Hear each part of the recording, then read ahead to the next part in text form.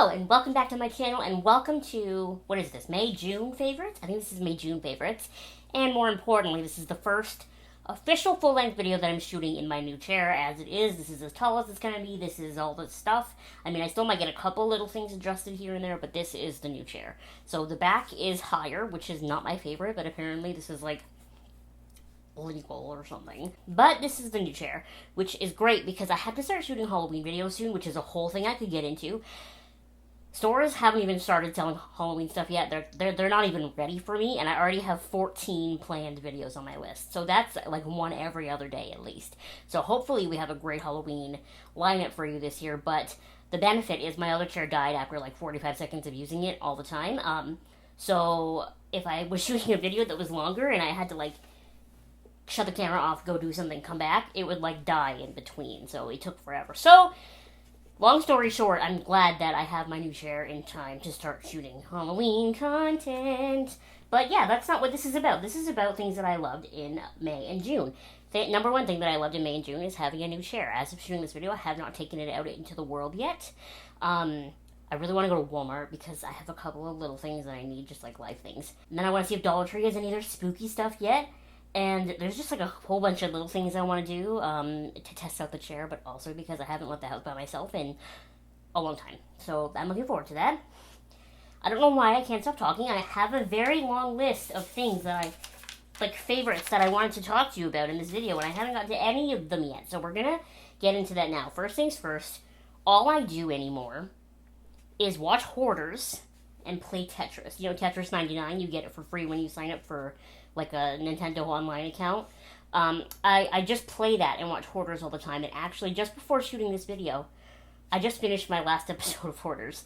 I have a feeling there are some in the earlier seasons that I missed because for some reason I feel like Amazon Prime, which is where I watched the first like 2 or 3 seasons, I feel like each episode from the seasons wasn't there.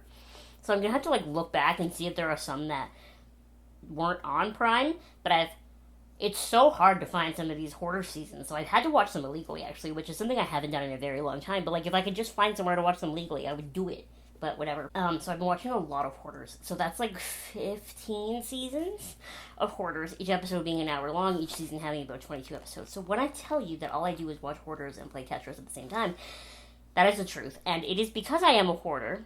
It's not helping me organize or be tidy at all. It's just helping me recognize my hoarder symptoms in myself. And there are definitely ways that I think I am a hoarder, but ways I think I'm not a hoarder. I'm not dirty. Like, some of these people can live with, like, animal feces around them. I'm definitely not like that. I scoop the cat litter every day, as you know. I don't have that in me. The other thing I really don't have in me is the animal hoarder thing. I love animals, and I have, 3 of my own. But, first of all, I don't think I have it in me to be able to ignore signs of medical distress. That's usually a thing, with these people who have like 400 cats. They're all usually suffering from upper respiratory infection, and none of them are fixed or vaccinated, and I don't think I have that in me. I have a cat, and she has annual vet checkups like you're supposed to, and most people don't even do for cats. Like, that's something that's really important to me. And then the other thing that's really important to me that makes me think I could never be an animal hoarder is emergency preparedness. I'm someone who's very lucky, and I've never had a fire, and I've never had any sort of evacuation situation, but I don't know that I would ever internally be able to have enough animals that I don't know how to get out of the house in a moment of urgency. You know what I mean? Like, my sister Sam, she lives in an apartment building, and she has 3 cats and a dog, and she told me the first time she ever felt like maybe she has too many animals is when they had, like, someone had pulled the fire alarm. Because while she managed to get 2 cats in the carrier, is really easy, and the dog, of course, is easy to grab, she couldn't find the 3rd cat, and that's because there was a hole in the couch, and the cat had gotten up in the couch, and she couldn't find it. So she said that was the first time she ever, like, she obviously has a plan, because we're both very high anxiety people. So she obviously has a plan of what to do in an emergency situation, but it was just that, she couldn't find the 3rd cat. And so I feel like that would be very much to me. I have an emergency plan. I have in the drawer beside my bed, I have my passport, my credit card, everything in like one of those passport holders so that if I had to just grab it and go, I could. My external hard drive is also there with it, so I could grab that too, which has all my pictures from ever and everything. So I could just grab that. And then Lena would be easy because she's not a scaredy cat. Like, we could just call her and she would come, and she has a leash, as you know, which I don't like to use, but I would in an emergency. I have a carrier for Roger that I made, so that'd be easy. And I realized that Henry's fish tank is technically too small. Betta fish are supposed to be kept in a 5-gallon, and his is only, I think, a 3.5. But the fact that it's a 3.5-gallon means that someone could pick it up. So that wasn't intentional. If I could put him in a 5-gallon and I had space for a 5-gallon, I would. But it also is sort of a surprise benefit, the fact that if someone needed to just pick him up and carry him out, he could. And Sam said if she was here and there was a fire, she would take the cup out of the bathroom and just like scoop him up and carry him out. So there really is an emergency plan for all of our animals. The only one that worries me is my younger sister's cat, because she's afraid of everything and she hides upstairs in one of the closets most of the day. So I am worried that if the house was ever on fire, we wouldn't be able to get Heather out. But at the end of the day, she's not my cat. And I have, like, my own sort of idea of what we would do. I have Lena's carrier, and if my younger sibling needed to just, like, shove Heather in it, we could, and then just someone could just carry Lena, or she'd honestly probably just walk out by herself, because she's a tough guy like that. But, you know, I have a plan, and I would never want to have so many animals that I can't have a plan, so that would be the thing. And I also don't know that I could ever have so much mess that it would become a fire hazard. Not only because it would be a fire hazard, but also because I'm in a wheelchair and I really can't get around in that kind of mess. You know, I see these people climbing over their piles and stepping on stuff. And I'm like, well, even if I wanted to have a house like that, I couldn't, because I can't do that. I can't stop talking. My hair looks a little bit of a mess today, but it's because I'm bleaching my roots later. Look at that. They're actually not that bad, but I really want to use toner, so I figured I should bleach the roots and then try, because I haven't tried T18 on my hair with this light yet, and I just really want... I want it to be light gray, and I want the rest of my hair to be black, so I can be like the witchy queen in my new green chair that I deserve to be, you know? Okay, let's get into some of the stuff that I have in front of me that I want to talk about. First and foremost, I did just talk about my hair, so this is kind of a good segue. I want to do a video on this, and I haven't done it yet. This is the insert name here. They call it the insert Blowout here. I'm sure you've seen the Revlon version of this, but for some reason I never wanted the Revlon one. I don't know, like, it seemed clunky, it seemed heavy, I didn't want it, but then when insert name here came out with one, I messaged them on Instagram and asked them how much it weighed, and they said it was only like 1 pound, which I think is pretty accurate. It's very light, so I bought it, and I love this thing. I hate blow drying my hair because I have so much hair, and I just, like, can't do it. Like, I don't have the mobility to, like, hold a round brush and hold a blow dryer. Like, I physically can't do it. So if I ever blow dry my hair in the rare situation, I'm usually just using the blow dryer with one hand and then like roughing my hair up. So this being so light and like allowing me to get underneath the hair and pull it out and just blow dries it so nicely, I love this thing. Was it expensive? Yes, but technically you bought it, so thank you so much for supporting my channel and letting me buy this. I love it a lot. I don't know if it weighs any more or any less than the Revlon one, but I just felt it felt right in my heart. You know, the vibes were right, so I bought it. And one of the things that I really like about it is that it has a high setting, a low setting, and a cool setting. So I realized that you're probably supposed to like use the cool setting to like set the hair when you have the blowout the way you want it. I switched to the cool setting when I've had it on the high setting for too long, and it's making me sweaty. Just like cool myself down. But like, I just really like it. I stick it underneath my hair, and I just kind of pull it out.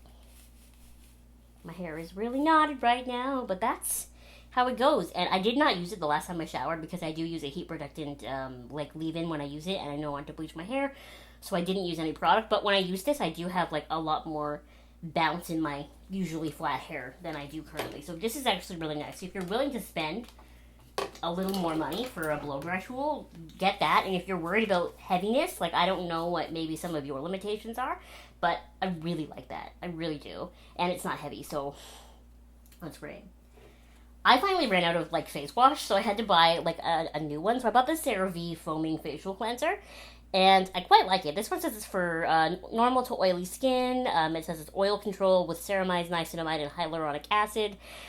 I wanted it because it's foaming, and I've never had a foaming face wash before, and I thought it sounded like fun. And you know what? It is fun. And what I really like about it is that it really does feel like it gets my skin clean. A lot of people don't like to use cleansers that are for dry or for oily skin because they say it feels stripping. Personally, I usually feel like I need something that feels like it's stripping because my skin gets so like oily and full of junk. So I quite like this one.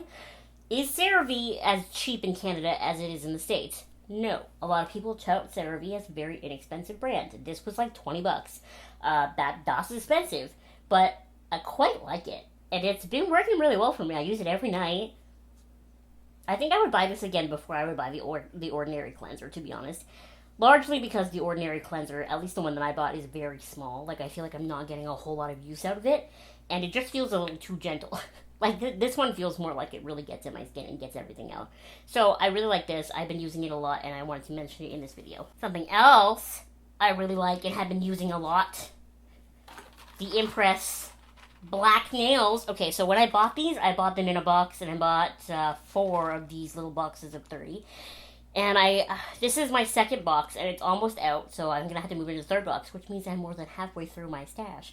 So I went on the Impress website to buy more, and I can't find the black ones. So I'm wondering if they're just not, like, maybe they're out of stock, or maybe they're holding off until they launch their Halloween stuff, because they do some pretty sick Halloween nails. So hopefully these last long enough for me that I can just hold off on buying more until they launch their Halloween stuff. But I really like the all black ones. I think I like... It's difficult, because when I was just buying the bulk 100 nails from Shein and gluing them on myself, there are things that I like about that and things that I like about this. This lasts longer, but because of the way the glue is sort of gooey and sort of gummy, when it starts to come off, it, like, your hair gets caught underneath, and then the glue starts to seep out through the end, and it's not fun. And it's not fun to get it off. Whereas with my 100 nails and the nail glue situation, when a nail starts to come off, it just pops off. Like, it doesn't even get loose or anything. It's just across the room. So I just pick it up and glue it back on. So I lose a whole lot more nails more regularly when I'm doing that method. But with this method, it's more expensive and it's harder to get them off. Does that make sense? But so far, I've been really enjoying them. If I can manage to find the nail when it finally does fall off, and if I haven't totally wrecked it, I can just use my nail glue and glue the same one back on, which I have done a couple of times.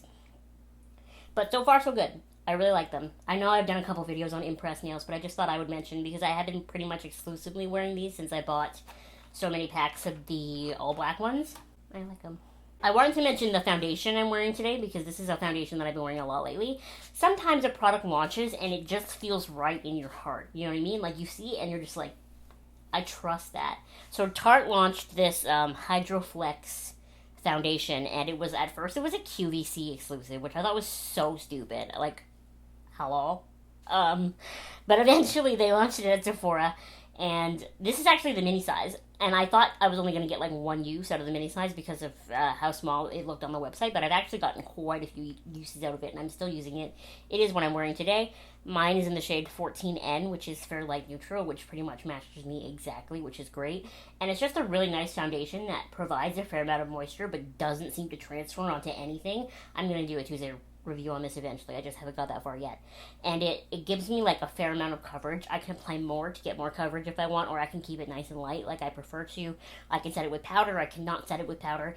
To me, it's just very versatile, and I like that it doesn't dry my skin out, but it also doesn't transfer everywhere. It doesn't make a mess. It's nice and easy to put on. It's a fairly liquidy formula, but not so runny that it gets everywhere. I knew in my heart when they launched this that it was going to be great, and this is actually why I did that Sephora order where I bought the mini of the Tarte Shape Tape. I don't even know if that video's gone up yet, but I just mentioned it whenever. But I bought a mini Tarte Shape Tape and this at the same time, and I was like, this is it. Like, I'm living right now. I'm ready for these, and they're both great. I don't know, Tarte is one of those brands that really drives me nuts because they do stupid things, and they launch stupid products, and they do boring things, but then, like, sometimes they launch products that are also boring, but they work so well. Like this foundation, it doesn't look spectacular. I've heard like no one else talk about it, but it works really well. And when I was looking at this, like the swatches on the website, like where they have all the models, one of the models like had Down syndrome, and I was like, Tarte threw in a model with Down syndrome.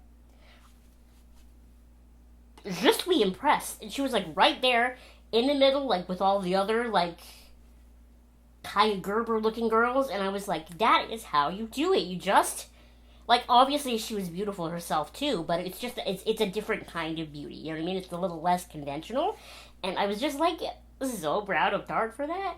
And I think Makeup Revolution recently did a makeup line as well for like body glow makeup, and they really did put like a lot of different skin tones and different body types and disabled people in the ad campaign for it, and it's just such a nice thing to see. But I kind of expected a little bit more from the brand like Makeup Revolution. I don't know why, but Tarte is the last brand that I would expect to see that kind of inclusivity from, and just to see this, and then the girl, and I was like, y'all, it's awesome. So if you have drier skin, I think you really like this.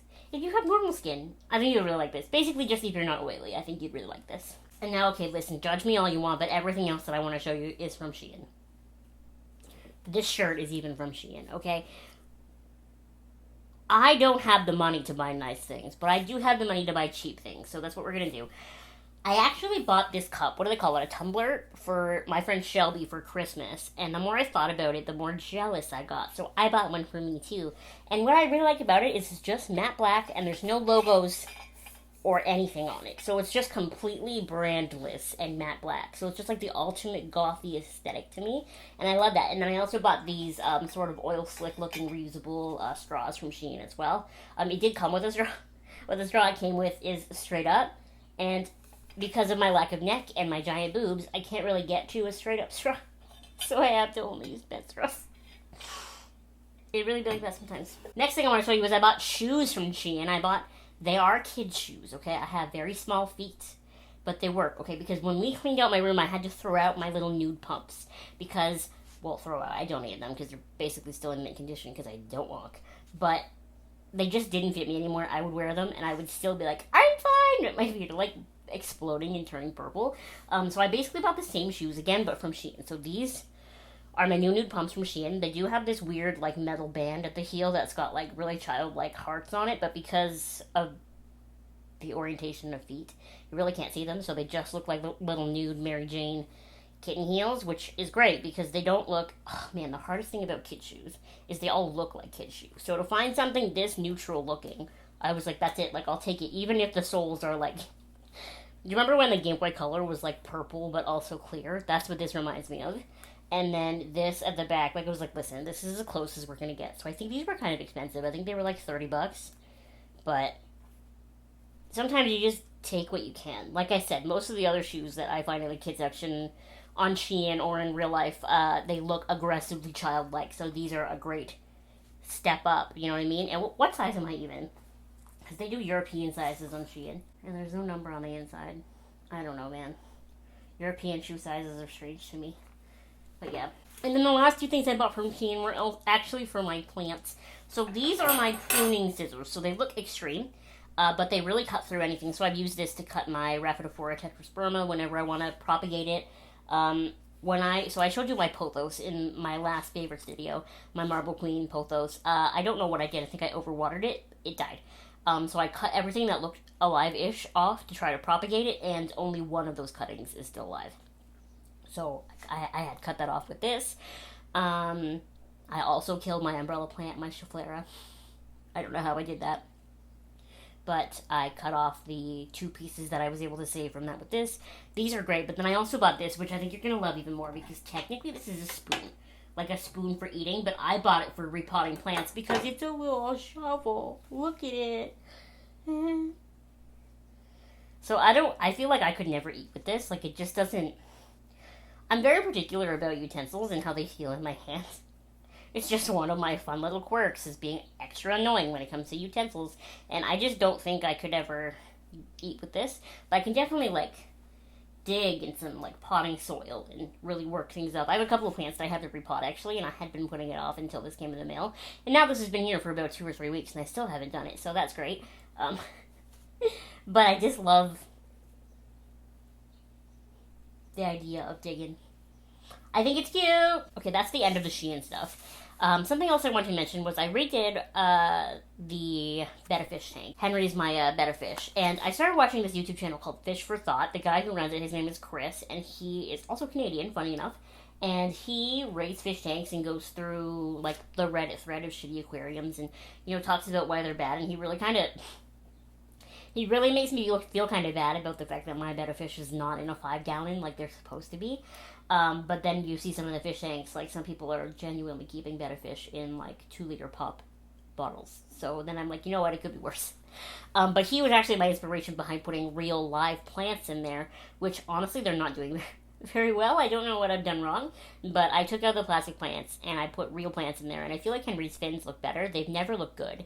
That was one of the reasons that I think he was chosen for me, is because my former boss who bought me this fish, she called him a rescue because she said he was so ugly no one else was ever going to adopt him. So, I don't know that his fins will ever look right, but they definitely look better living in there with real plants. And I also bought him a snail, which my younger sibling named Snelly Furtado, which I quite like. So, snail is in there too to try to help me clean some of the algae off the glass because I couldn't get it off. So I was like, let's get a snail. And so I'm really happy with how that looks in there, right now at least. Hopefully the plants come back. I'm telling myself that they're just going through like new tank shock because they've only been in there for about 2 weeks, and it's really only one of the 3 in there that's like really dying, so maybe like it should be okay. The water's not cold, it's not even cool, it's like room temperature water, so I don't know, it should be okay, but I'm not sure. I mean, we're just gonna hope for the best. If the one plant dies, it dies. I'll buy a new one. It was like $2. And then what else do I have on my list? The only other thing I have on my list that I wanted to mention was, so I bought this agenda at Michael's at the beginning of the year because it's pretty. Like, look at it. Look how pretty it is. And it's like Zodiac themed, so every month it tells you like the Zodiac signs and sort of like predictions and that sort of thing. But when I bought it, I didn't realize that it doesn't start until July, like of this year. That's the first month in here. So I can finally use my agenda. It's just been sitting in my drawer since like February. And I haven't been able to use it. And now that I'm able to use it, I'm a little bit stressed about it. I'm like, wait, but it's so pretty. What if I mess it up? But I'm going to use it. Look, it's got this little pocket in it. So this one doesn't really count as a favorite, but it is my favorite that I can use it now. And I have so many stickers I can use in it too, and it came with stickers, and I'm hoping for the best with this, because this video will go up on July 2nd, of course, but today is the previous Monday, so what, like the 28th or something? And I'm just like, been sitting here waiting to use my agenda, my big beautiful agenda, and I haven't been able to use it yet. I also recently did a fabric order from Sunshine and Peony, which is a Canadian-based fabric store, and I bought a whole bunch of spoopy fabric, so we'll do a video on that. Maybe I'll unbox it and make a couple of masks or something, but we're trying very hard to get in the spoopy spirit over here. I mean, always, as a general Abby rule, I like to be in the spoopy spirit, but especially trying to gear up for Halloween this year so that I can make it a little bit bigger, a little bit sillier, a little bit spookier. Now that I have like a full-time job for real, it's a little more difficult because I have to really schedule like what videos I can shoot on what days, and like what videos can I shoot in one day, you know what I mean? Like, let's say a video uses a bald cap. It's going to take me a while to put on a bald cap. Can I double my efforts and shoot 2 bald cap videos in one day? I don't know. I haven't even tried yet. But that's the sort of stuff that I'm looking at right now. But yeah, that's way ahead of the game. We're not even near October yet, even though it's always October in my heart. This is June and May. All I did in the real physical world was play Tetris and watch Hoarders. But I did buy a whole bunch of stuff because I'm a shopaholic and a hoarder in training. And yeah, I think that's about it. Please tell me what you loved in the months of May and June. What have you been up to these past couple of months? I would love to hear it. Are you just hanging out, kind of loafing like me? Are you buying things that you don't need, like me with this shovel spoon? Or are you buying things that you don't need that you end up loving, like me with this hair blow dryer brush thing? Like, I want to know what you're up to. Like, what you doing? What's new? Anyway, thank you so much for watching this week's Tuesday. That's not what I'm shooting. Anyway, thank you so much for watching this favorites video. Please let me know what you thought in the comments below. Give this video a thumbs up, subscribe, all of that fun YouTubey stuff, and I will see you in my next video. Bye!